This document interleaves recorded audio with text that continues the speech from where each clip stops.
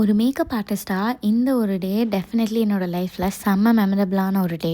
ஏன்னா ஒரு 6 to 7 பிரைட்ஸ்மெய்டுக்கு full makeup hair எல்லாமே பண்ணணும் அப்படின்ட்டு எனக்கு ஒரு என்கொயரி வந்து இருந்துச்சு.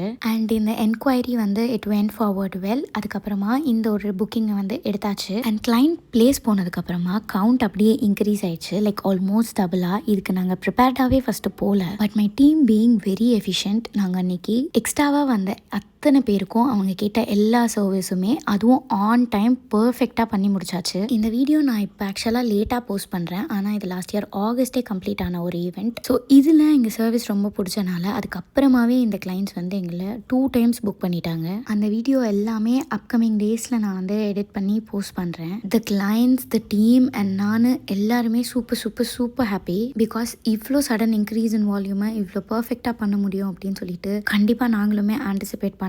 அண்ட் நவ் ஆஸ் அ டீமாக நாங்கள் எல்லாருமே சேர்ந்து கம்ப்ளீட் பண்ண எல்லா ஒர்க்ஸையுமே இங்கே நான் வந்து போஸ்ட் பண்ணுறேன். அண்ட் டைம் கன்ஸ்ட்ரெயினால் எல்லாரையுமே இந்த மாதிரி ப்ராப்பராக வீடியோ எடுக்க முடியல. எத்தனை பேர் இது எடுத்திருக்கோமோ அது எல்லாமே இங்கே நான் போஸ்ட் பண்ணுறேன். அண்ட் என்னதான் மேக்கப் பை திவ்யா அப்படின்னு சொல்லிட்டு என்னோட டீம் கீழே எவ்வளோ பேர் ஒர்க் பண்ணாலும் the credit is there's only. நான் மட்டும் ஒரு சோல் கிரெடிட் கண்டிப்பாக எடுத்துக்க மாட்டேன். பிகாஸ் இந்த ஒரு ஈவெண்ட்டில் team work was every thing. And உங்கள் பிக் டேக்கு நீங்கள் பிரைட்ஸ்மேட் ஆர் இந்த மாதிரி ஒரு டீம் ஆஃப் பிரைட்ஸ்மேடுக்கு மேக்கப் புக்கிங்ஸ் பண்ணணும் அப்படின்னா ஸ்க்ரீனில் ஃப்ளாஷ் ஆகிற நம்பருக்கு definitely do reach out to us.